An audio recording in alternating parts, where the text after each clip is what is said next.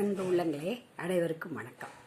இன்னைக்கு நிறைய சொல்லிட்டு வரேன். அதே மாதிரி இன்னைக்கு ஒரு சிறு துளி சிவபெருமானை பற்றி நம்ம யோசிக்கலாம், சிந்திக்கலாமே. சிவபெருமானும் சக்தியும். சக்தி சதிதேவி, தட்சனின் மகள். கைலாய மலையை அடுத்த அடர்ந்த காடுகள். அங்கே கொஞ்சம் தள்ளி தட்சனின் அரண்மனை. தட்சன் செல்வ வளம் நிரம்பிய பிரஜாபதி. சதிதேவியும் தோழிகளும், ஏன் அவளுடைய உடன்பிறந்த சகோதரிகளும் அந்த அடர்ந்த வனங்களில் விளையாடிவிட்டு வருவார்கள். ஒரு நாள் சதிதேவி பாதை மாறி வேறு பக்கம் சென்று விடுகிறாள். அங்கே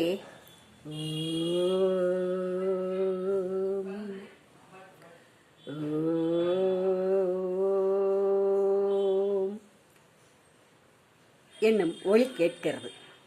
அந்த ஒளி அவள் மனதை கவர்கிறது. அங்கே சென்று பார்க்கிறாள்.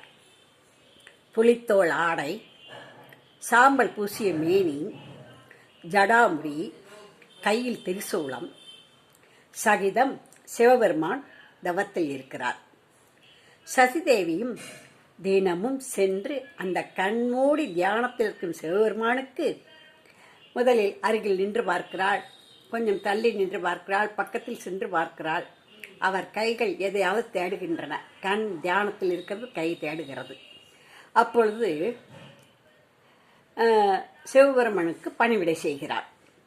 லிங்க அர்ச்சனைக்கு மலர் பறித்து வைக்கிறாள்.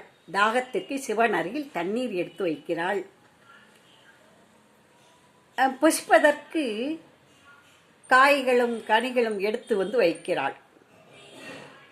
அவளின் அரண்மனையில் பலவிதமான களியாட்டங்கள் நடந்து கொண்டிருக்கின்றன. இருந்தாலும் சசியின் மனம் புலனடக்கம், புலன் மேம்பாடு, ஆன்மீக அமைதி ஆகியவை கொண்ட வாழ்வை விரும்பும் அளவுக்கு அவள் தயாராகிவிட்டாள். எனவேதான் அவள் துறவி வேந்தனை, அந்த சிவபெருமானை வாழ்க்கை துணையாக தேர்ந்தெடுத்தார். இனி தொடர்ந்து இவ்வாறு சில துளிகள் சொல்லி பக்தியை, அந்த சிவனை சிந்திப்போம். லைக் போடுங்கள், கமெண்ட் பண்ணுங்கள், சப்ஸ்கிரைப் பண்ணுங்கள். நன்றி, வணக்கம்.